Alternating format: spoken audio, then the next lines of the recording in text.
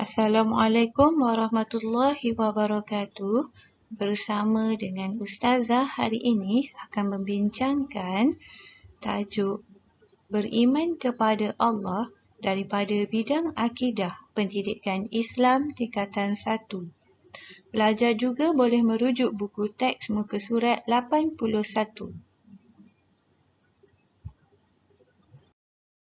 Maksud iman dan rukunnya. Dari segi bahasa, iaitu membenarkan.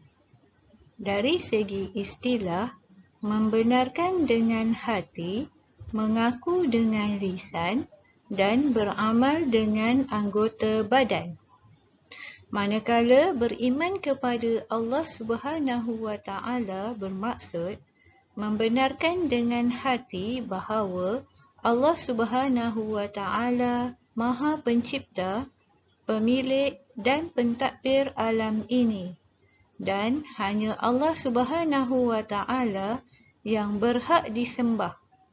Keyakinan ini dikuatkan dengan pengakuan lisan dan disempurnakan dengan kepatuhan kepada suruhan dan larangan Allah. Dalil beriman kepada Allah Subhanahu wa Ta'ala yang pertama, an tu'mina billah wa malaikatihi wa kutubihi wa rusulihi wal yaumil akhir wa tu'mina bil qadari khairihi wa syarrihi. Riwayat Muslim. Yang bermaksud bahawa kamu beriman kepada Allah, malaikat, kitab-kitab, rasul-rasulnya dan hari akhirat, serta kamu beriman kepada ketentuan qadar yang baik dan buruk. Riwayat Muslim. Dalil beriman kepada Allah yang kedua, Abu Sa'id Al-Khudri radhiyallahu anhu berkata bahawa Rasulullah sallallahu alaihi wasallam bersabda, "Man qala raditu billahi rabba wa bil islami dina wa bi Muhammadin rasula wajabat lahul jannah." Riwayat Abu Daud. Yang bermaksud, sesiapa yang berkata bahawa aku redha Allah Subhanahu wa Ta'ala sebagai Tuhanku, Islam agamaku dan Muhammad sallallahu alaihi wasallam rasulku, pasti dia akan masuk syurga. Riwayat Abu Daud. Rukun iman. Rukun iman ada 6 perkara. Yang pertama, beriman kepada Allah. Yang kedua, beriman kepada malaikat. Yang ketiga, beriman kepada kitab. Yang keempat, beriman kepada rasul. Yang kelima, beriman kepada hari kiamat. Dan yang keenam, beriman kepada qada dan qadar.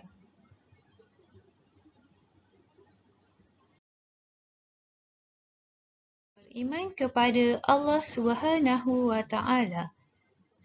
Yang pertama, Allah Subhanahu wa Ta'ala mengajar manusia melihat dan berfikir tentang ciptaan Allah Subhanahu wa Ta'ala. Dengan ini, mereka dapat menambah keyakinan terhadap kekuasaannya. Allah Subhanahu wa Ta'ala mencipta dan memiliki alam ini sepenuhnya dan hanya Dia yang berkuasa mentadbirnya. Dan seluruh alam ini berada dalam kekuasaannya.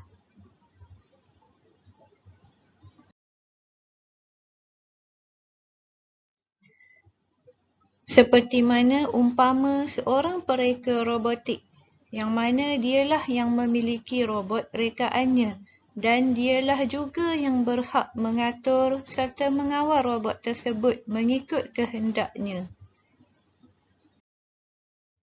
Ciri-ciri orang beriman dan kesan beriman.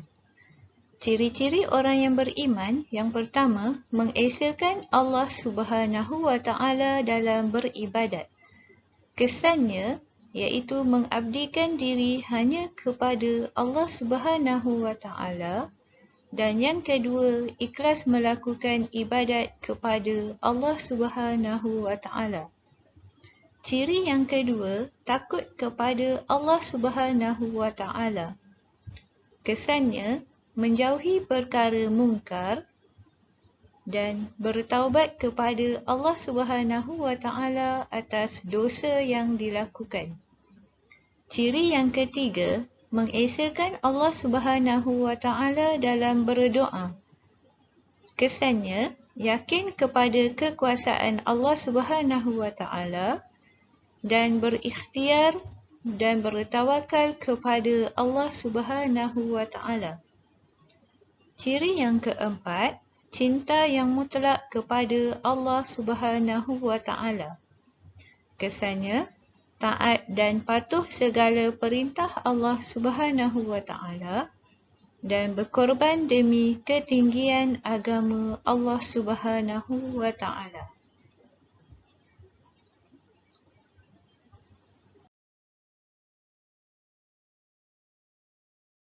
Sekian saja untuk tajuk pelajaran kita pada minggu ini.